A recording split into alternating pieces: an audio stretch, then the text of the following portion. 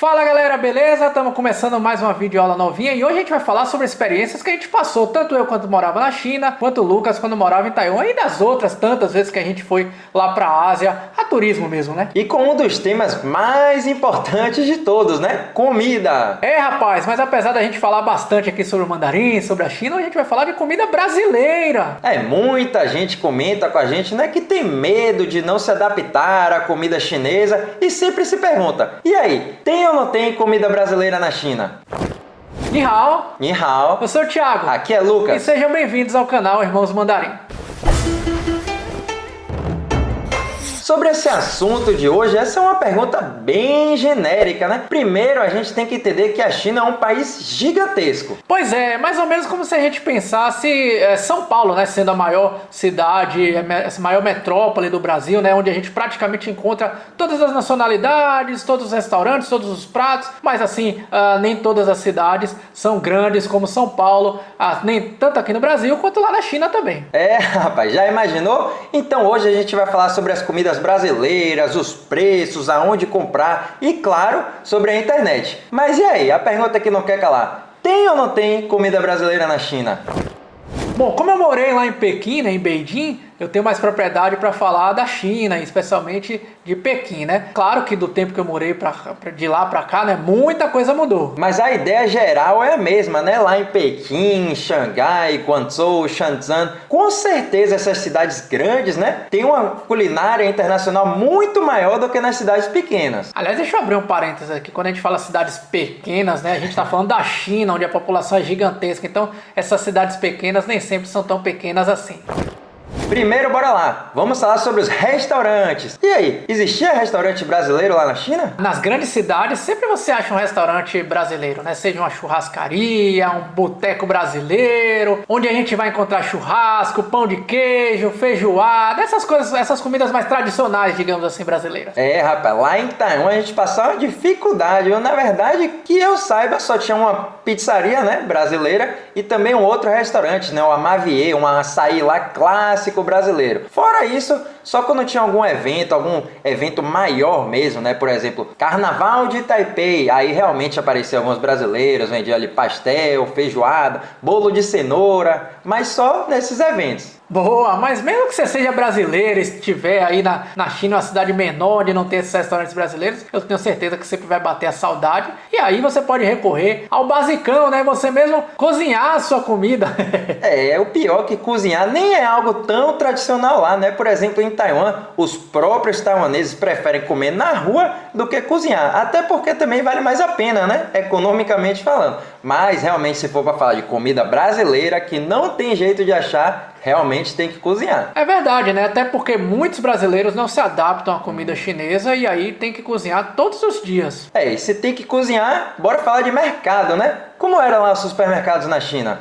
Hoje em dia dá para praticamente você encontrar tudo relacionado à culinária brasileira, culinária ocidental, né? Principalmente nos grandes mercados, nas grandes redes de mercado, seja o Walmart, Carrefour, né? Nas redes menores, nas pequenas lojinhas, talvez você não vai encontrar tudo, né? Você falou dessas redes maiores, essas internacionais, né? Realmente encontra muito produto importado, mas também prepara o bolso, hein? Tudo quanto é produto importado vai ser sempre mais caro e com as comidas também. E por isso que eu sempre recomendo também, né? Por mais que você não tenha experimentado ainda, mas se você estiver lá na China, dê um voto de confiança, vai experimentando a culinária local lá. Minha opinião pessoal, acho que você vai gostar.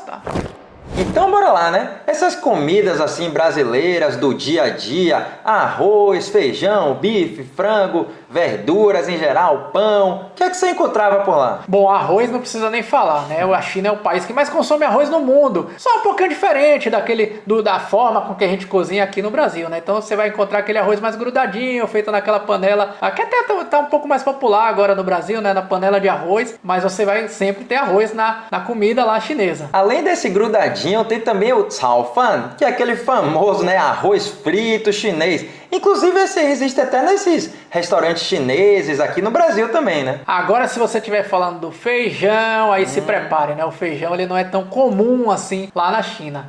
E os chineses até têm um feijão, né? Mas se você estiver pensando naquele nosso feijãozinho clássico assim, esqueça. O feijão deles tem um jeitinho assim mais doce, né? Então, para vocês que são apaixonados naquele nosso feijão brasileiro, eu mesmo não comia nunca. Pior é quando a gente come aquele paozi, ou então aquele mantou, e você acha que é chocolate quando você descobre que é feijão doce.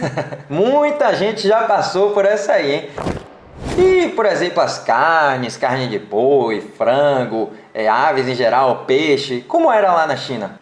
Frango e peixe é até tranquilo. Agora, se você for falar de carne de boi, aí é um pouco mais complicado, até porque a carne de boi é muito mais cara, né? E, aliás, não sei se é por causa do preço ou não, né? Mas o fato é que os chineses comem muito menos carne de boi, né? Eu tô falando da carne vermelha de boi, né? Se comparado com os brasileiros. Eles comem muito mais frango, carne de porco, peixes, as aves em geral, né? Pato.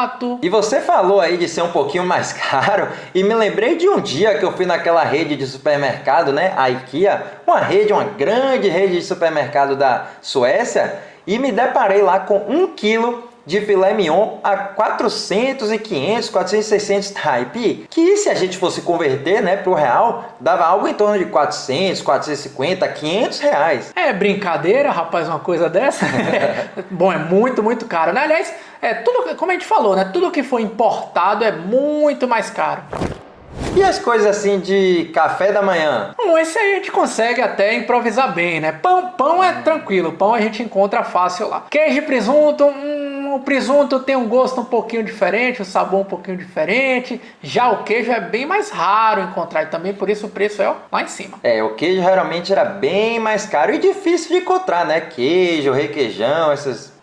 E também os chineses não comem tanto esse queijo ocidental, né, que a gente conhece, né? Aliás, eles comem muito um queijo que você já deve ter ouvido falar, que é o tofu, né? O queijo de soja, digamos assim. E falando de queijo, né, para os mineiros aí de plantão, a gente encontra lá também, né, nos supermercados aquele pacote assim de polvilho. Então, se você já é viciado naquele pão de queijo, inclusive também, né, com um cafezinho brasileiro, porque hoje em dia, além do pão de queijo, a gente encontra também, né, um cafezinho brasileiro. Realmente, isso eu digo hoje em dia, né? Porque eu lembro que, poxa, lá quando a gente ia lá nos anos 2000 e pouco lá, né, Lucas? Eu lembro que a gente levava para nossa família lá da China, de Taiwan, pacotes de café em pó, imagina. Realmente eu lembro que eu cheguei a levar uma mala inteira de comida do Brasil. Mas vamos falar das frutas também. Como eram as frutas lá em Taiwan, Lucas? Fruta depende muito de qual seja a fruta, né? Mas pensando assim, frutas bem comuns no Brasil, banana, por exemplo, eu lembro que toda vez, né, que eu ia na loja de conveniência, 2 bananas era algo de em torno de 80, 90 taipei, que convertendo para o Brasil daria uns 15 reais. Bem cara, né?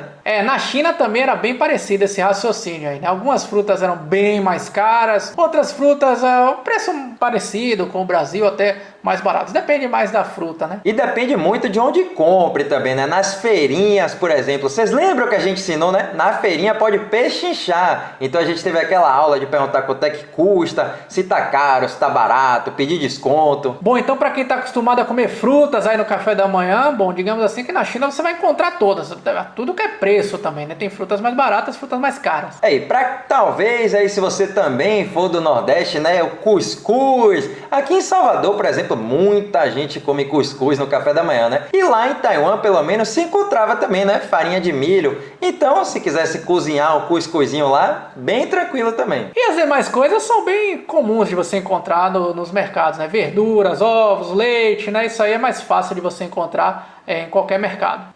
Isso é uma ideia geral do que você pode encontrar nos mercados, né? Mas sempre lembrando que depende muito da região, né? Então, dependendo de sua região, pode variar. E hoje em dia tudo é bem mais simples, né? Hoje você tem internet, então eu lembro que naquela época a gente tinha que levar as coisas, né? Eu levava guaraná, farinha, café, tanta coisa que a gente levava para os parentes. Praticamente todos esses produtos assim brasileiros, hoje em dia a gente já encontra, né? Facilmente no Taobao, que é o aplicativo aplicativo chinês, um site chinês, né? Vendas online. Então, para quem você não conhece, aí lá você consegue comprar de tudo. Você compra até uma casa, carro, eletrônicos em geral e também um pacote de feijão. E facilita demais a vida dos estrangeiros para comprar essas coisas, né? Pois é, então se você estava preocupado, se não ia se adaptar com a comida chinesa, estava pensando que ia morrer de fome, não se preocupe, hein? Talvez a gente pode até fazer também, né? Um vídeo explicando direitinho o Taobao.